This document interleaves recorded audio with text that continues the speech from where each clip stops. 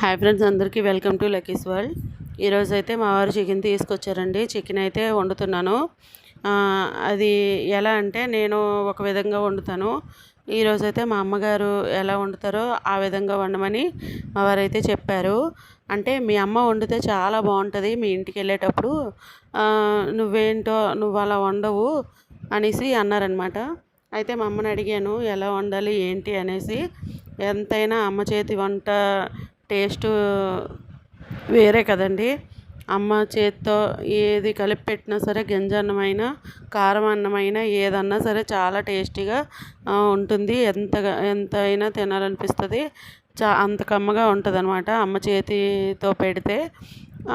కాకపోతే మనం అంత ఎక్స్పర్ట్స్ కాదండి వంటల్లో. కాబట్టి ఇంకా నేనైతే పెళ్ళైన తర్వాత నేర్చుకున్నాను వంటలన్నీ కూడా. ఇంకా మా మ్యారేజ్ అయ్యి 7 ఇయర్స్ అవుతుంది. ఈ 7 ఇయర్స్లోనే వంటలు అవి కొంచెం కొంచెం నేర్చుకుంటున్నానండి. ఇంకా పర్ఫెక్ట్గా అయితే ఏమీ రావు. అయితే ఈరోజు మా అమ్మగారిని అడిగాను అనమాట, చికెన్ ఎలా వండాలి అని చెప్తే తను చెప్పారనమాట. నేనైతే నార్మల్గా కూరగాయలు ఎలా వండుతానో అలాగే వండేస్తుంటాను. చికెను నార్మల్గా ఉల్లిపాయలు అవి వేపేసి అందులో చికెన్ వేసేసి ఉప్పు కారం వేసి ఇంకా కొంచెం వాటర్ వేసేసి వండేస్తానండి. ఇలా ఇలా అనేసి ఇలా చేయాలనుకుంటే, మ్యాగ్నేట్ చేయాలంటే ఇంకా మనమైతే అన్ని రకాల పౌడర్లు ఇంకా పెరుగు ఇవన్నీ వేస్తాం కదండి. మా అమ్మగారు అయితే అవి ఏమీ వేయరనమాట. సింపుల్గా చేసేస్తారు, కానీ చాలా టేస్ట్గా ఉంటుంది. అదేంటో మరి వాళ్ళ చేతిలో ఉన్న మహిమ ఏంటో తెలియదు. కానీ అయితే ముందుగా చికెన్ అయితే మంచిగా కడుక్కొని అందులో కొంచెం ఉప్పు, కారం, పసుపు, అలాగే గరం మసాలా ఇంట్లో తయారు చేసుకున్నదే అండి. అన్ని కూరల్లోకి ఒకటే మసాలా అనమాట. ఇంకా వేరే మసాలా ఏది వాడదు మా అమ్మగారు. నాకు కూడా చేసి పెడతారనమాట అదే మసాలా.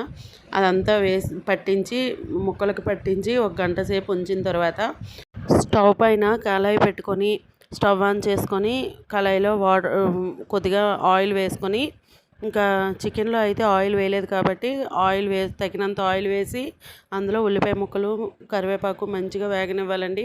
వేగిన తర్వాత ముందుగా కలిపి పెట్టుకున్న చికెన్ అయితే వేసేసుకొని కలుపుకోవాలి. కలుపుకున్న తర్వాత మూత పెట్టి మగ్గనిచ్చుకోవాలి. 2-3 సార్లు చూసుకోవాలి. వాటర్ అంతా ఇంకిపోయేటట్లు చూసుకోవాలి. వాటర్ ఇంకిపోయిన తర్వాత అందులో కొద్దిగా అల్లం వెల్లుల్లి కచ్చపచ్చగా దంచేసి వేసేసాను. వేసిన తర్వాత కొంచెం సేపు మూత పెట్టిన తర్వాత మళ్ళీ మూత తీసి కాసేపు అయిన తర్వాత టమాటాలు వేసేసానండి.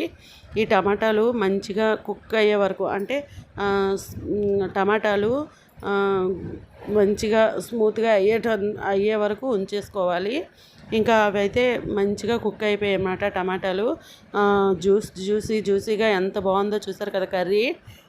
ఇదైతే మనం ఇలాగే ఉంచేసుకోవచ్చు. వాటర్ అయితే యాడ్ చేయక్కర్లేదు. మనకి ఏమైనా గ్రేవీ కావాలి, ఎక్కువ కావాలి అనుకుంటే వాటర్ అయితే యాడ్ చేసుకోవాలండి. ముక్కలు అయితే చాలా బాగా కుక్ అయిపోయండి. వీడియో నచ్చినట్లయితే సబ్స్క్రైబ్ చేసుకోవడం మాత్రం మర్చిపోవద్దండి. Thanks for watching.